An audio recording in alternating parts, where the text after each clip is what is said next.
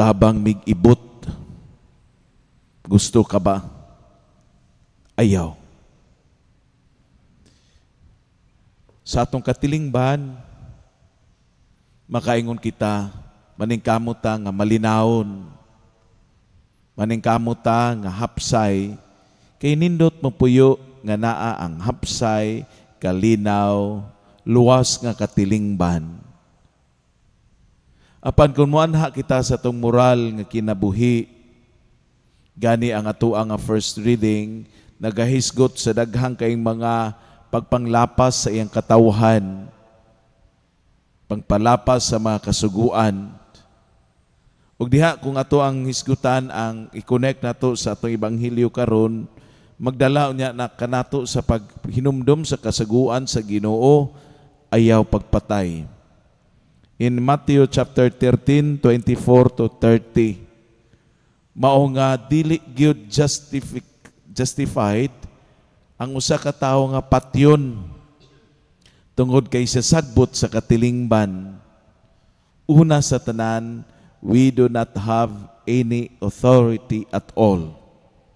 If we base on the reading, especially the gospel reading today, that's chapter 13, 24 to 30. Ang iya nga abot ipasabot, daghan man kaayong sagbot, mutugot ka ba nga among ibton kini? Kung ato nang i-interpret sa atong katilingan, pwede nga daghan kaayong mga dautan sa kalibutan, pwede ba nga ako aning patyon? Wala ba'y maangin ni ini? Nya gusto ta nga ato ang kinabuhi, dautan, undangan, ang mismo bang nagpatay, patyon usab, kay siya dautan, kay siya nagpatay? Uma-justify ba nga siya dili dautan, tungod kay ang iyang gipatay, dautan? Kana magdala lamang sa series of evils diha sa atong katilingban. Kay ang punto sa ito ebanghelyo, we only conquer evil by doing good. If we uproot, ibton, ang dautan, nan sa imong pag-ibot, you are also an evil. Because uprooting or killing is an evil. It's against the commandment of God. Ang atuwa diha karon, mao lamang ang pagpapanakod sa atong mga maayong buhat. Kay if we think about diha sa atong kinabuhi, we are also sinners. Wala may perpekto nato. When our bishop advised us nga grabe ang epekto kanamong mga pari, ingon niya, makatago siguro mo sa inyong sala sa mga tao. Makatago siguro mo, that's referring to us, priests. Makatago siguro mo sa iyong sala, kanako nga inyong obispo. Pero dili mo makatago at tubangan sa Dios. Hinahana siguro po sa ito ang katilingban. Wala lang yun siguro ta nadakpi ba? Ang mga napriso, nadakpan. Kay sila nagbuhat og dautan.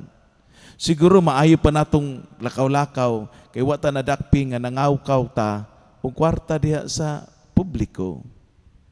Siguro maayo pa ang ato ang paglakaw-lakaw kay wa pa ta nadakpi nga dili loyal diha sa kaminyoon. Siguro wala pa kita nadakpi diha sa ato ang katilingban sa nagkailain pa nga nga nabuhat. But for sure, God knows everything. But why are we still alive? Why are we still receiving graces from God? Tungod kay bisan sa atong kasagbot, gitugutan niya nga mabuhi kita aron mahimo unta kitang maayo diha sa katilingban, waiting for the day that there will be a separation between evil and good. Nga sa atong kasagbot, sa atong pagkadautan, sa atong pagkamakasasala, ni apa kita. Kay dunay kumpiyansa ang Dios nga mausab kita ug mupuyo diha sa pagkinabuhi subay sa iyang kabubuton. May I help you, Lord, to uproot nini mga sagbot? No. Because you yourself sagbot usab pero gitugutan nga mabuhi tungod kay dunapay kaugmaon, dunapay kausaban ang tao. Palihog sa pagtindog.